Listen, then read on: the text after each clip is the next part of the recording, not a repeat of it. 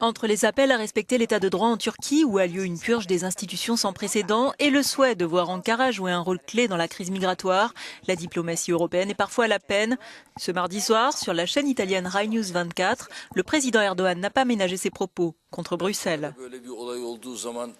Quand à Paris un événement similaire se produit, que 5 ou 6 personnes meurent, tout le monde court là-bas et demande ce qui est arrivé, qui est l'auteur. Nous avons vécu un coup d'État contre la démocratie en Turquie, un coup d'État qui a causé la mort de 238 martyrs. Malheureusement, jusqu'à présent, personne n'est venu nous rendre visite, ni l'Union européenne, ni le Conseil de l'Europe. Qu'ils viennent voir le Parlement turc, qu'ils viennent voir dans quel état il est. Notre Parlement a été bombardé. Où sont-ils ? Entre-temps, ce mercredi, le secrétaire général du Conseil de l'Europe s'est rendu à Ankara où il a évoqué le besoin de nettoyer les institutions en Turquie. De quoi apaiser les tensions avec l'UE, des tensions qui pourraient compromettre l'accord sur les migrants et qui préoccupent Athènes. La Grèce aujourd'hui doit faire face à une vague de réfugiés d'environ 40 à 50 000 personnes, souligne le président d'International Rescue Committee. Mais la Grèce doit aussi envisager d'éventuelles nouvelles arrivées de réfugiés. Le deal turco-européen prévoit qu'Ankara aide à juguler les flux de migrants vers l'UE. En contrepartie, les négociations d'adhésion de la Turquie devaient s'accélérer et les citoyens turcs être pourvus de visa Schengen avant la fin juin.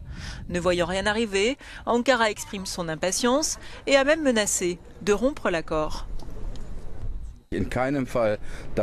En aucun cas, l'Europe ne devrait être victime de chantage, réagit le ministre allemand de l'économie, Sigmar Gabriel. Et un pays qui envisage de rétablir la peine de mort par la force ne peut que s'éloigner radicalement de l'Europe. Et les négociations sur l'adhésion à l'UE deviennent dans ce cas inutiles. Nous devons faire une distinction entre la politique intérieure d'Erdogan et l'accord sur les réfugiés, nuance quant à lui l'eurodéputé Elmar Brok. Cet accord aide à lutter contre le trafic d'êtres humains et contribue à soutenir les 3 millions de réfugiés syriens qui vivent en Turquie depuis maintenant 3 ans. Il permet de scolariser leurs enfants, de leur offrir des soins médicaux. Donc, qu'y a-t-il de si critiquable à ce sujet ?